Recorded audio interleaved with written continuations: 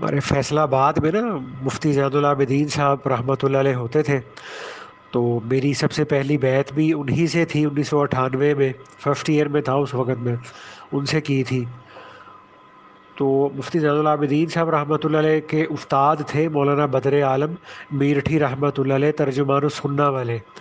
وہ مدینہ منورہ میں ہوتے تھے. تو مفتی زین العابدین صاحب رحمۃ اللہ علیہ فرماتے تھے ایک دفعہ کہ میں اپنے استاد صاحب سے ملنے کے لیے گیا تھا مدینہ منورہ میں ان کے گھر. تو اس وقت میں نا ان کے کسی قریبی عزیز کا ادھر انڈیا پاکستان میں کسی جگہ پہ انتقال ہو گیا تھا. تو بدر عالم میرٹھی رحمۃ اللہ علیہ نا اپنے بیٹے آفتاب عالم صاحب کو تعزیتی خط لکھوا رہے تھے.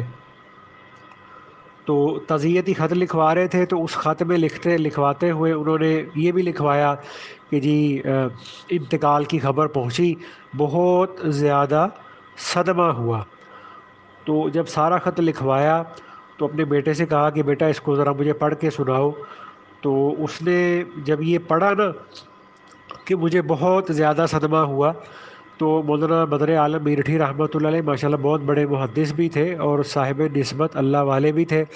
تو وہ جب ان الفاظ پر پہنچے ہیں کہ بہت زیادہ صدمہ ہوا، تو انہوں نے بیٹے سے کہا کہ بیٹا رک جاؤ، اور اپنی آنکھیں بند کر لی تھوڑی دیر کے لیے.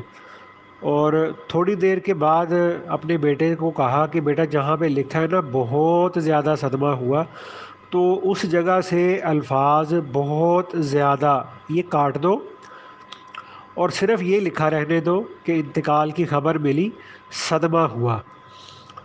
تو اس کے بعد وہ بیٹا ان کا خط لے کے اس کو پوسٹ کرنے کے لیے چلا گیا.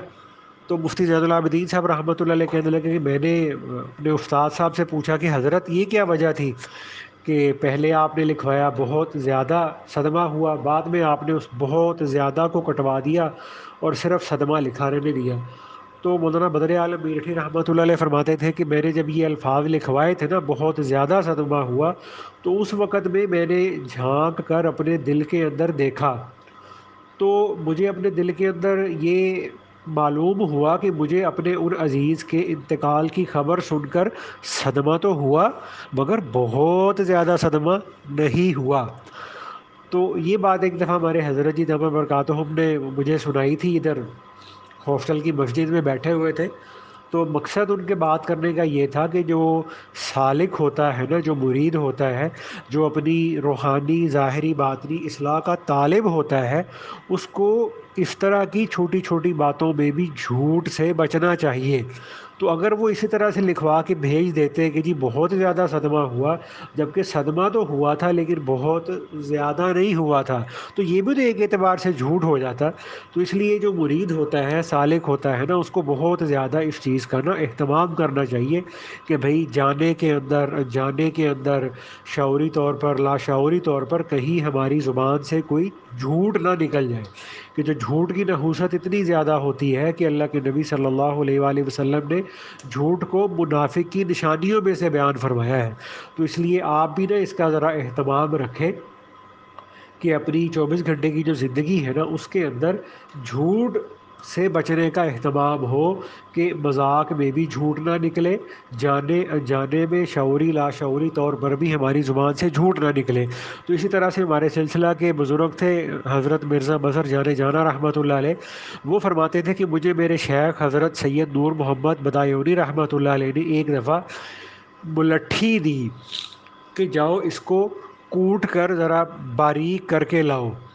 تو یہ جو ملٹھی ہوتی ہے، یہ جو ہمارے یہ جو شاندہ وغیرہ ہوتا ہے، یا گلے کی دوائی یا کھانسی کی دوائی یا بلغم وغیرہ کی جو ہماری ہربل میڈیسن ہوتی ہے نا، ان کے اندر یہ ملٹھی بڑی کثرت سے استعمال ہوتی ہے. تو یہ تھوڑی موٹی موٹی ہوتی ہے. تو حضرت مرزا مظہر رحمۃ اللہ علیہ فرماتے تھے کہ مجھے میرے شیخ نے فرمایا کہ بھئی جاؤ اس کو نا ذرا کوٹ کر باریک کر کے لاؤ. تو کہنے لگے میں نے اس کو کوٹ لیا، باریک کر لیا. تو اتنے میں میرے شیخ سید نور محمد بدایونی رحمۃ اللہ علیہ نے پوچھا کہ میرے مظہر ملٹھی باریک ہو گئی؟ تو وہ کہنے لگے، میں نے کہا جی حضرت باریک ہو گئی. تو کہنے لگے کہ میرے شیخ نے مجھے فرمایا کہ لاؤ ادھر مجھے دکھاؤ. تو کہتے جب میں نے اپنے شیخ کو وہ ملٹھی دکھائی تو انہوں نے اس کو ہاتھ میں لے کر اس کو ہاتھ سے ذرا اس کو نا مل کے دیکھا، اس کو جانچ کے دیکھا تو وہ ابھی باریک نہیں ہوئی تھی۔ تو حضرت مظہر رحمۃ اللہ علیہ فرماتے ہیں کہ مجھے میرے شیخ حضرت سید نور محمد بدایونی رحمۃ اللہ علیہ نے اس بات پر بہت زیادہ میری ڈانٹ ڈپٹ کی کہ تم نے جو ہے وہ بغیر تحقیق کے ایک بات کو آگے کیوں کیا۔